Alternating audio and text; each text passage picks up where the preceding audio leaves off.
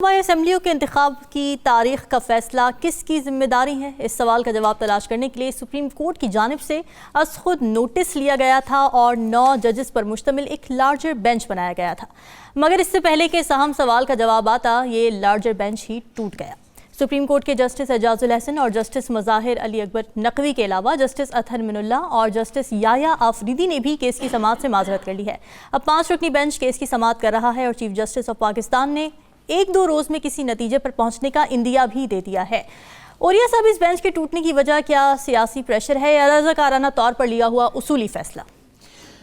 मेरा ख्याल है कि इस पर अब अगले सेगमेंट में बात करेंगे कि गुज़श्ता तकरीबन 1 हफ्ते के अंदर, यानी हमारा प्रोग्राम जुमेरात को ख़त्म हुआ था, उसके बाद से जो 2-3 दिन इस मुल्क में गुजरे हैं वो ऐसे लगता था कि जैसे जुडिशरी के ख़िलाफ़ एक मलिशियस किस्म की, एक गैर ज़िम्मेदाराना किस्म की कैंपेन शुरू हो गई।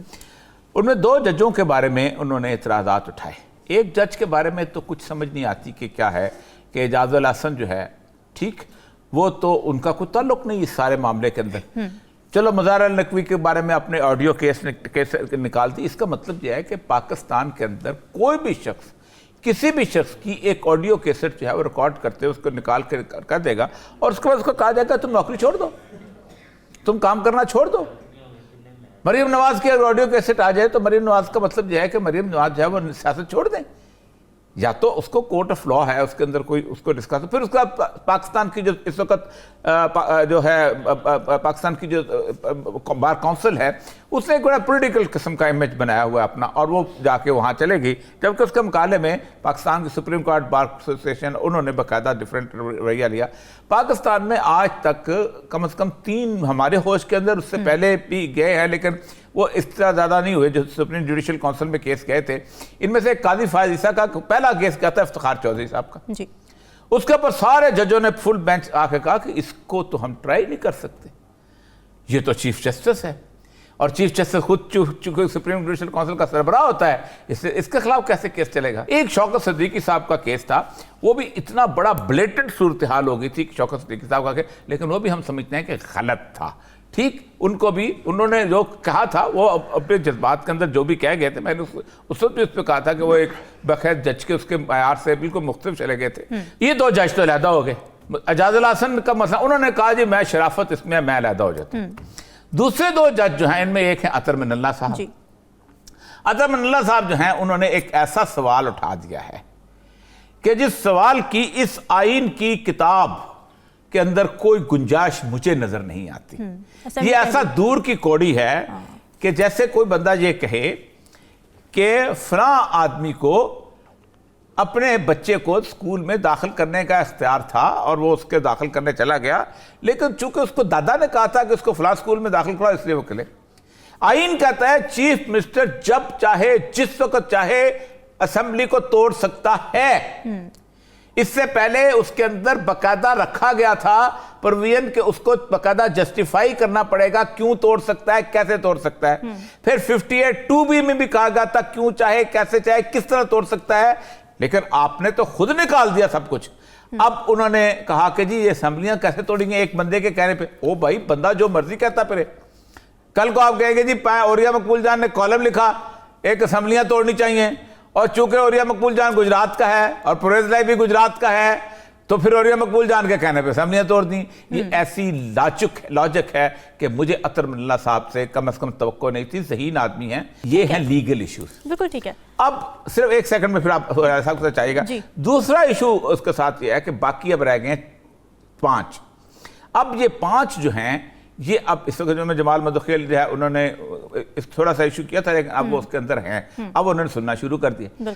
अब अगर ये फैसला आ जाता है किसी के भी खिलाफ, तो फिर अगर उसके ऊपर चीचू चाचा होती है तो मैं समझता हूं कि फिर उसके ऊपर सख्त एक्शन होना चाहिए। ठीक है, बिल्कुल ठीक है। अच्छा ओरिया साहब, मरीम नवाज साहिबा का इलेक्शंस को लेके एक नया मौक़िफ़ सामने आ रहा है। आज वो जलसे से खिताब कर रही थी और उन्होंने कहा है कि जी इलेक्शन होगा मगर पहले इंसाफ होगा, तराजू के दोनों पलड़े बराबर होंगे, पहले इमरान की 200 पेशियां होंगी और फिर होगा इलेक्शन। तो इस मौक़िफ़ को, इस बयानिए को आप किस तरह से? अच्छा, 200 इंसाफ कर लेते हैं, 4 बंदे नून लीग के भी ले जाते हैं, उनको भी नंगा करते हैं, उनको भी मारते हैं, उनके पीछे भी लोग लगाते हैं ना। अगर पढ़ना बराबर ही करना है तो ये 8 महीने के अंदर जो कुछ हुआ है, इतना तो कभी तारीख में हमने नहीं देखा। हमने उम्र गुजारी है इन लोगों के साथ। फिर आप खौफजदा लोगों के प्रोग्राम बंद करो, जल्दी जल्दी कर दो। 70 साल का कोई नून लीग का भी आदम सवाती जैसा निकाल लो, उसको भी ले जाओ, उसकी भी वीडियो बना के उसकी बीवी की भेज दो, इसके साथ उसके बराबर करो यार। पाकिस्तान के अंदर यही जुल्म है कि पाकिस्तान के अंदर आगे नहीं चलते। इस जैसी खवातीन जो है रिग्रेसिव वे में लेके जाती हैं।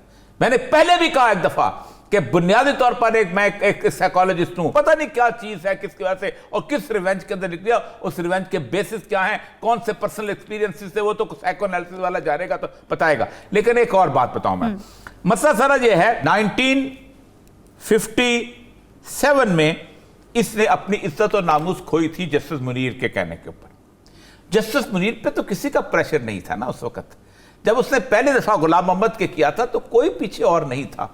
लेकिन जस्टिस मुनीर के सबसे पहले केस जो था उसका मौलवी तमीजुद्दीन वाला था, उसने फैसला किया एक, और 58 जो 27 अक्टूबर को तो उसने एक ऐसा मैक्सिम दे दिया कि उसने कहा सक्सेसफुल रेवोल्यूशन इज जस्ट, यानी फाते इनकलाब जायज होता है। और अयूब खान ने उठा के कान से पकड़ा, सिकंदर मिर्जा को बाहर निकाला, तबाह हो जाओ, ताकतवर कौन है? मैं ताकतवर हूं, तुम्हें हुकूमत करने की क्या क्या क्या तो क्या, जाओ इंग्लैंड में जाके बर्तन मांजो, वहां जाके उसमें अपने इस होटल में जाके। फिर उसके बाद आगे आपने कैसे कैसे फैसले दिए। आप उसके अंदर आसमा जहांगीर केस वाला देख रहे हैं, उस वक्त वो आसमा जिलानी हुआ करती थी। आसमा जिलानी केस बड़ा मशहूर केस है। नुसरत भुट्टो केस वो देख ले। फिर उसको इफ्तिखार चौधरी वाली जजमेंट जो जिसमें अरशाद हसन खान की जजमेंट। मैं आपको बताऊं, आज इंडिया के अंदर एक जज जो है उसके ऊपर बहुत बड़ा इशू बना हुआ है। उस जज का नाम है अब्दुल नजीर।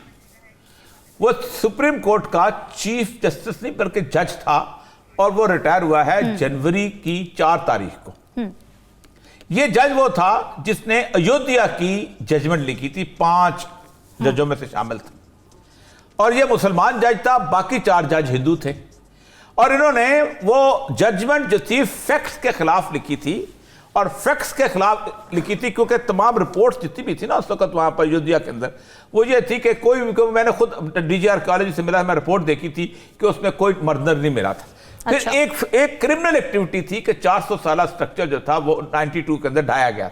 इन्होंने उसको पीछे रखा और इन्होंने कहा कि नहीं, मुसलमानों को और जगह दे दो और हिंदुओं के हक में फैसला कर दिया। वो 4 जनवरी को जब रिटायर हुआ है तो सुप्रीम कोर्ट बार एसोसिएशन ने उसको कहा एम्बॉडीमेंट ऑफ सेकुलरिज्म, ये सेकुलरिज्म की का मुजस्समा है। और उसने एक और अजीब गरीब बात की, उसने कहा इसने कौमियत को हिंदू कौमियत को, हिंदुस्तानी कौमियत को उसके ऊपर प्रेफर किया। इसके ऊपर क्या नाम है, ये जो है अपना इंसाफ के ऊपर, यानी इंसाफ की कोई हैसियत नहीं। लेकिन असल मसला क्या हुआ, जहां से जजमेंट जुडिशरी खराब होती है, 23 तारीख को उसको आंध्र प्रदेश का गवर्नर लगा दिया गया। अच्छा। इस वक्त उन्होंने कहा कि यह गवर्नर लगाना उसको रिश्वत देना है। पाकिस्तान में रिश्वत मिलती रही है और शरीफ फैमिली इसमें ताक है। जस्टिस ताड़र, रफीक ताड़र को सदर पाकिस्तान लगाया गया। जस्टिस नसीम हसन शाह पीसीबी का चेयरमैन लगाया गया, जिसको कुछ पता नहीं था क्रिकेट होता क्या है। जस्टिस वो क्या नाम है, वो जो है सईद जमा सिद्दीकी डेथ बेड में था, उसको गवर्नर लगाया गया। जस्टिस जावेद इकबाल, उसको नैब का चेयरमैन लगाया गया। तो उन्होंने मिलकर लगाया।